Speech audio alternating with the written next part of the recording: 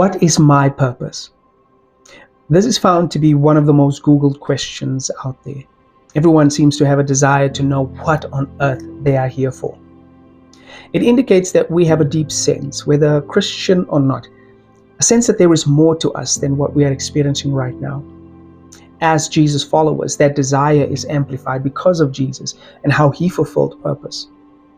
Jesus told his disciples to go and do what he did, called them to a life of purpose. Paul then writes about how God will work out everything for our good because we are called according to his purpose. This and many other verses points to the reality that being connected to Jesus is being connected to purpose. Now, asking the question, what is my purpose, seems like a reasonable inquiry. But the reality is, the enemy uses that very question to distract us from actually living out our purpose because of the nature of purpose. When we ask the question this way, what is my purpose? It leads us away from actually living out what we are called for, because the truth is, purpose is not about us.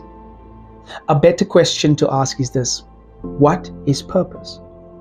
When we know what purpose is, we can identify our part in it, because purpose is defined as the reason for something. It is the means to an end. When we ask, what is my purpose? We assume that we are the something or the end. This is why many of us are frustrated, because we want to be the end. We want to be the final product. The reality is, though, purpose is about becoming the reason for something, the means to an end. The point of purpose is that we are not the headline, but the means to making the headline. You are the means, not the end.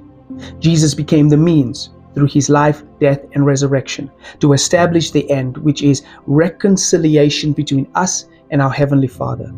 He redeemed us so that we can reign in dominion again. He called himself the door in John 10, which indicates the means of getting somewhere. Jesus is not the final destination. His life is the means in getting us there.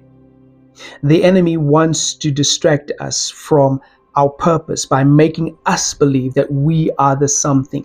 That purpose is about us achieving, becoming the headline in our own lives, when the truth is, we are not. Significance, which is what purpose gives, is about being the reason for something or for someone to succeed.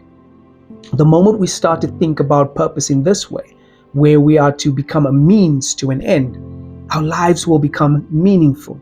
We will not be distracted by thinking that we are the main attraction, but will understand that Jesus through us is the main attraction.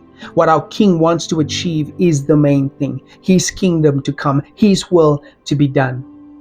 Being part of Jesus is to be fueled by his purpose for our lives, to become better, become Christ-like for the sake of others, to be a blessing to others instead of wanting to be blessed.